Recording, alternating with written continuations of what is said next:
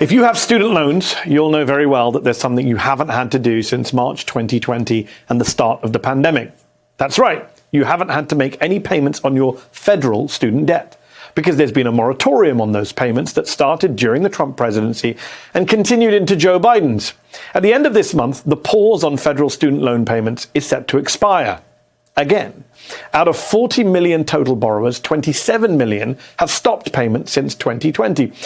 But after over 2 years and 7 extensions so far, they'll have to pay up again starting September the 1st. This looming deadline brings a host of questions like, will the White House extend the pause for an 8th time? If I fake my own death, can I finally escape my student debt? And more seriously, didn't Joe Biden promise to forgive my college loans if he was elected president? The answer to that last one is yes, kind of. That's why I'm going to eliminate a lot of your student debt if you, in fact, if you come from a family less than 125 grand and you went to a public university. I'm going to make sure that everybody in this generation gets $10,000 knocked off of their student debt as we try to get out of this god-awful pandemic.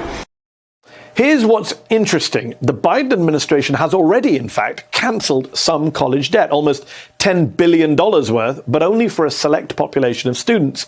About 400,000 borrowers had their loans wiped after the Department of Education determined they were defrauded by their alma maters, mostly for-profit colleges, which is a reminder that the Biden administration does have the legal power to do this and knows it has the legal power to do this. So, what about the other 39 million plus borrowers? What about this broader population of grads, those who weren't the victims of any fraud?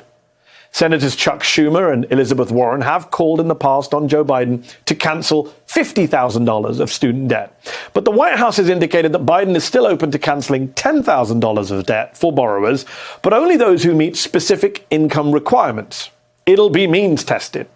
For some, that'll be a welcome and much needed move. For others, it won't go anywhere far enough, especially considering that borrowers under the age of 35 owe over $600 billion in collective federal student debt. And the amount of debt per borrower has increased more than 300% since 1970. This crisis also disproportionately affects people of color, with 10% more black adults reporting federal loan debt than white adults. So it's a real equity issue and a real financial problem. But loan forgiveness also has its detractors. Some worry it's an ineffectual band-aid on a deeper problem. Others argue it wouldn't be fair to taxpayers who either didn't attend college or went to less expensive schools to avoid racking up debt. Today, we've got guests from both sides of the argument here to debate whether Biden should or should not cancel student debt. Joining me is former Ohio State Senator Nina Turner, who also served as national co-chair of Senator Bernie Sanders' 2020 presidential campaign. Also here is former conservative radio host, now the Bulwark's editor-at-large, Charlie Sykes, who's also an MSNBC contributor. Thank you both for joining me. Nina, one of the most common critiques of student loan forgiveness is, it's really expensive, who's going to pay for it? What's your answer to that? This should be considered part of a social contract. In the same way, in this country, we finally decided that K through 12 education should be taken care of by the taxpayers. We must do the same thing right now for the 45 million people who have that student debt. And then beyond that, making sure that college and universities are tuition free so that people don't find themselves in this dilemma. The whole notion of going to college was really about people trying to change the trajectory of their lives. And so in doing that, they should not be saddled with debt for the rest of their lives. The way that college and universities have to be paid for through loans is nothing but a scam, a giveaway to the banks. And it is a burden on the American people. And just as there was no hesitation to bail out Wall Street, it is time to bail out people in the hoods all over this country, whether they're rural, urban, or suburban. So this is about a social contract in these United States of America. Charlie, it's a bailout, to use Nina's phrase, that over half the country supports, at least partial student loan forgiveness, that is, including, according to one poll, a majority of adults who didn't attend college. So it's a popular policy. What is your objection to it? Well, first of all, I think it's a legitimate problem, the cost of higher education and the access to higher education. I've written several books about it, documenting the incredible increase in tuitions over the last few years. But I have to say these proposals are bad politics and they are bad public policy. Some of the giveaways, some of the bailouts would be regressive. Most of the benefits would go to upper income individuals. They do not address the underlying problems of the cost of higher education or the accessibility. And keep in mind that these proposals do not wipe out the debt. They simply transfer the debt to the 220 million American adults who don't have student debt. They do not make college cheaper. In fact, they may encourage colleges to raise their tuition. It's backward looking. It doesn't help future borrowers. And because it sets a precedent of forgiving the loans, future students may expect another loan forgiveness, so take on more debt going forward. That's the concept of moral hazard.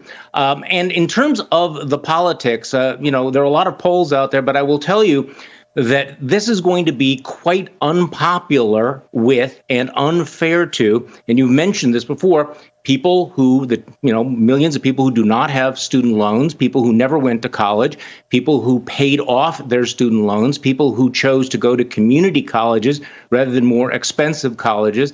And I think that it may also hurt the future student borrowers as well.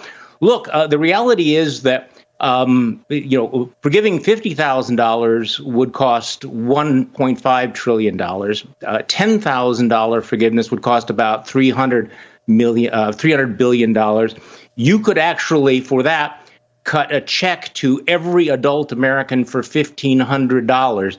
And unfortunately, this is not targeted to all the people who need it. There are a lot of people out there who are suffering with debt, who are unemployed, who may be suffering with medical debt. And they will not be helped by this. Okay. So this is a social contract that deals with a very, in many of them, a privileged subset of people struggling in our economy. You made that point.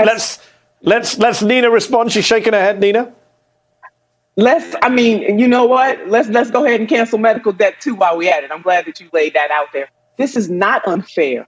What is unfair is to continue to prop up a system that by its very nature continues to put people in a cycle of debt. And what was their crime? The simple crime of going to college.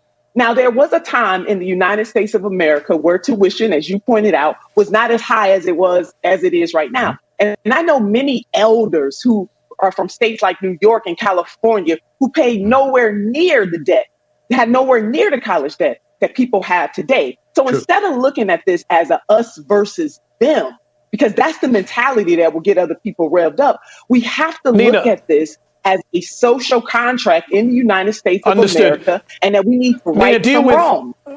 Deal with Charlie's specific point. Hold on, Charlie, hold on one second. I just wanted to respond to your earlier point, which is deal with the point a lot of people raise that Charlie just articulated, which is, okay, let's help poorer people, but poorer people aren't people with college degrees. There's a lot of people without college degrees who are suffering. Why not give them that money? Poor people do have college degrees. I'm one of them. I grew up in a family that was of the working poor.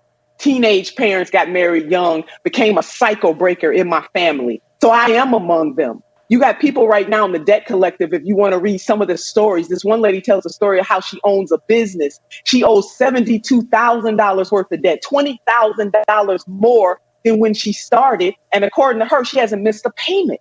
So there's something wrong with this. Wealthy people don't have college debt. The ultra wealthy, they pay for their debt. So you will, in fact, be helping the working poor. You'll be helping people who are trying to become cycle breakers. And there's a race aspect to this too, Mehdi, that I got to get out. Because Black women carry the largest amount of student debt in the United States of America. So there is a caste and class component to this too.